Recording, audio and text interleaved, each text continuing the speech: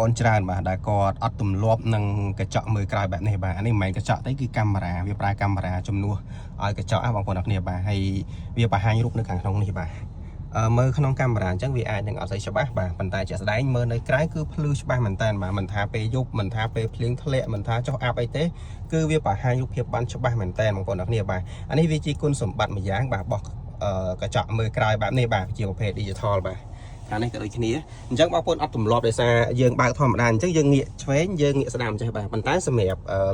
នៅពេលដែលយើងអាចមើលក្រោយនៅក្នុងតាប់ឡូឡានបែបនេះគឺយើងមិនបាច់ងាកទេបាទយើងគ្រាន់តែកលេចភ្នែកតែបន្តិចគឺយើងអាចមើលក្រោយបានហើយខ្ញុំបើកឡាននេះប្រហែលជាតែមួយថ្ងៃពីរថ្ងៃទេគឺទម្លាប់ហើយមានអារម្មណ៍ថាស្រួលបាទនៅពេលដែលទម្លាប់ជាមួយនឹងកញ្ចក់មើលក្រោយបែបនេះកាមេរ៉ាបែបនេះគឺទៅជាពិបាកបើកឡានដែលមានកញ្ចក់មើលក្រោយបែបនេះវិញបាទអញ្ចឹងសម្រាប់បងប្អូនដែលគាត់អត់ទម្លាប់ណាបងប្អូនបើកតែមួយថ្ងៃពីរថ្ងៃបងប្អូនទម្លាប់ទេបាទហើយនេះគឺជាប្រភេទឡាន Avatar 07បាទបងប្អូនដឹងហើយបាទ Avatar ជាប្រភេទឡានដែលចេញមក design ខាងក្នុងគឺខុសគេបាទដូចគេហ្មងទេសូម្បីតែចកោតអីហ្នឹងគឺដូចឡានមកពីអនាគតអញ្ចឹងបងប្អូនបាទហើយវាប្រើ screen ទាំងអស់បងប្អូនគ្នាបាទប្រើ screen ទាំងអស់ឡាននេះជាប្រភេទឡានអគ្គិសនីសុទ្ធបាទ650គីឡូលក់ក្នុងតម្លៃតែ 70000 ជាងទេអធិស្ឋានបងប្អូនអរគ្នាបាទ $50000 ជាងទេហើយខាងក្នុងរបស់ Avatar 07នេះគឺដូចទៅនឹង Avatar 12បាទ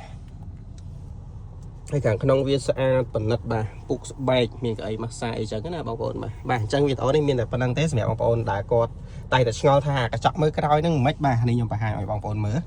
ដំបូងអត់ទម្លាប់ទេប៉ុន្តែនៅពេលដែលបងប្អូនទម្លាប់គឺស្រួលប្រើមែនតើបាទស្រួលប្រើជាងកញ្ចក់ធម្មតា